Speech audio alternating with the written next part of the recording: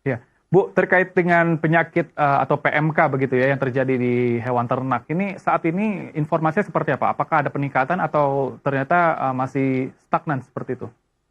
Ya, saat ini memang karena penyakit mulut dan kuku sudah endemis di Indonesia, maka case per case itu pasti akan masih kita temukan di Indonesia. Tetapi pemerintah sudah melakukan Mhm. kegiatan terkait dengan vaksinasi. Jadi ternak sebelum dilalu lintaskan itu sudah harus divaksin ya dengan vaksin PMK dan juga ada pemeriksaan tadi dibuktikan dengan surat keterangan kesehatan hewan dari dokter hewan yang bersangkutan sehingga kita berharap bahwa ini tidak apa namanya tidak muncul kembali kasus-kasus ini lebih banyak begitu. Tapi kalau ditemukan pasti akan ada, tetapi hanya sifatnya endemis saja di beberapa wilayah. Oke, berarti sifatnya endemis. Dan kemudian begini Bu, apa yang dilakukan dari pemerintah dan juga dinas terkait ini terkait dengan mencegah terjadinya hewan terkena penyakit ini di luar PMK yang tadi sudah disampaikan? Jadi fokus utama daripada Kementerian Pertanian di dalam Mhm. pemotongan hewan kurban yang pertama kesehatan hewan kurban itu sendiri kita jamin bahwa hewan kurban itu bebas dari penyakit Mhm. baik itu penyakit menyerang ternak saja ataupun penyakit yang berasal dari ternak yang bisa menginfeksi kepada manusia yang kita sebut sebagai penyakit zoonosis.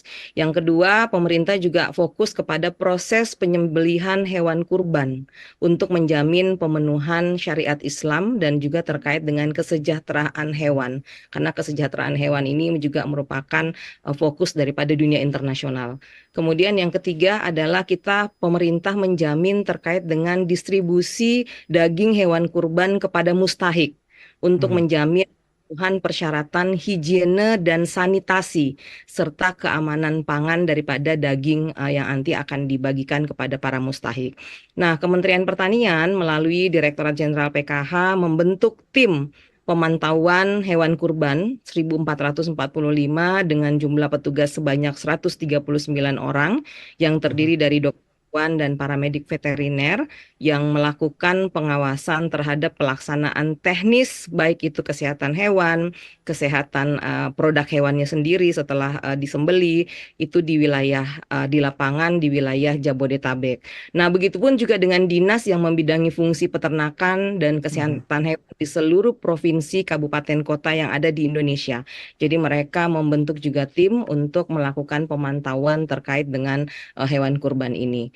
Dan kita juga tim pemantau hewan kurban ini juga tidak terdiri dari petugas dinas saja, tetapi kita Mhm. dibantu seluruh fakultas kedokteran hewan yang ada di seluruh Indonesia dan juga beberapa perhimpunan-perhimpunan seperti PDHI, Perhimpunan Dokter Hewan Indonesia, dan Perkumpulan Paramedik Veteriner Indonesia yang melibatkan anggotanya untuk membantu terkait dengan hewan kurban ini. Ya, sejumlah upaya telah dilakukan oleh pemerintah untuk mengawasi dan juga menjaga dari terjadinya penyakit terhadap hewan ternak maupun juga hewan kurban. Terima kasih Bu Nuryani Zainuddin, Direktur Kesehatan Hewan Kementerian Pertanian. Sehat selalu, Bu. Sama-sama.